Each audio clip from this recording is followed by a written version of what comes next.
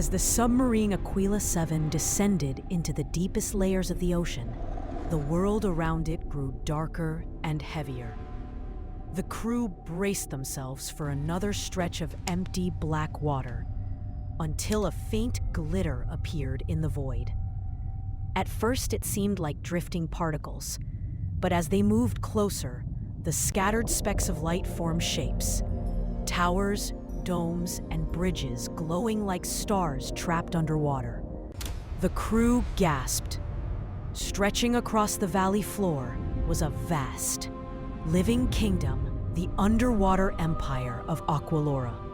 Spread over miles of seafloor, the empire looked like a city carved from gemstones. The buildings rose from coral foundations and were decorated with shimmering crystals and luminous algae that pulsed with blue and green light.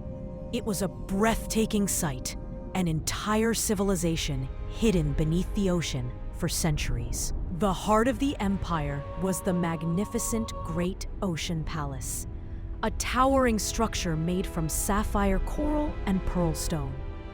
Its spires reached upward like frozen waves, each crowned with domes that glowed softly in the dark. The palace walls glimmered with patterns of gold, embedded with fragments of sunken riches from shipwrecks long forgotten. Wide archways formed the entrance, and long bridges of transparent coral joined the palace to the rest of the empire. These bridges bent and shimmered gently as ocean currents passed through them, creating the illusion that the entire city was breathing. Surrounding the palace were hundreds of coral villas, where the people of Aqualora, the Aqualorians, lived. Their homes were grown from living coral, carefully shaped over generations. Inside, soft jelly lamps illuminated the rooms, casting warm colors that danced with the currents. The Aqualorians led peaceful lives. They wore garments woven from seashell fibers and pearl threads, and decorated their hair with small glowing algae buds. Their food came from deep-sea farms, vast floating fields of glowing sea grain, coral fruits, and shimmering kelp ropes.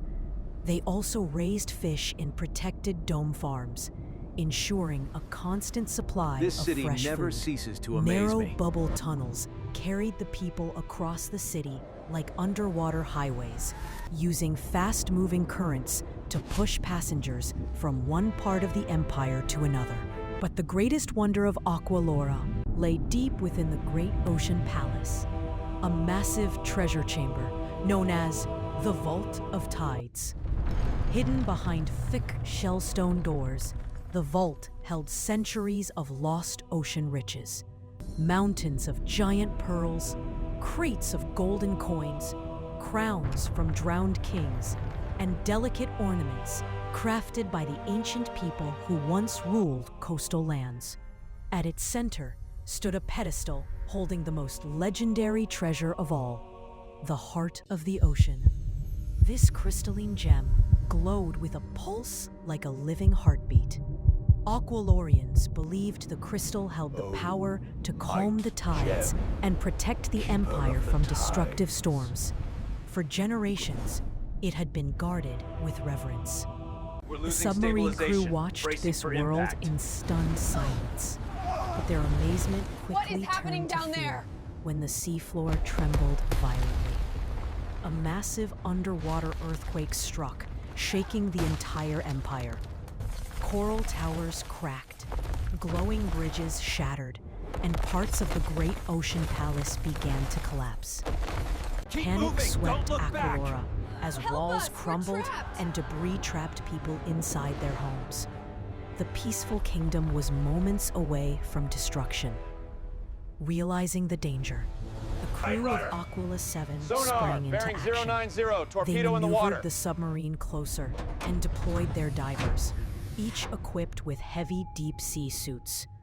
They also activated robotic arms to lift fallen coral blocks and pry open the crushed entrances of homes.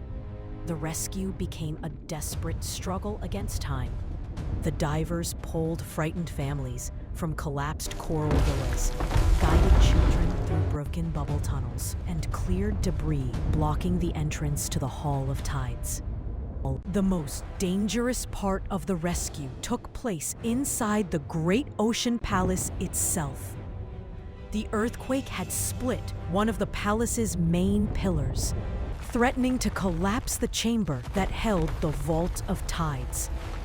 If the vault fell, not only would the treasure be lost, but the heart of the ocean might slip into the deep abyss forever.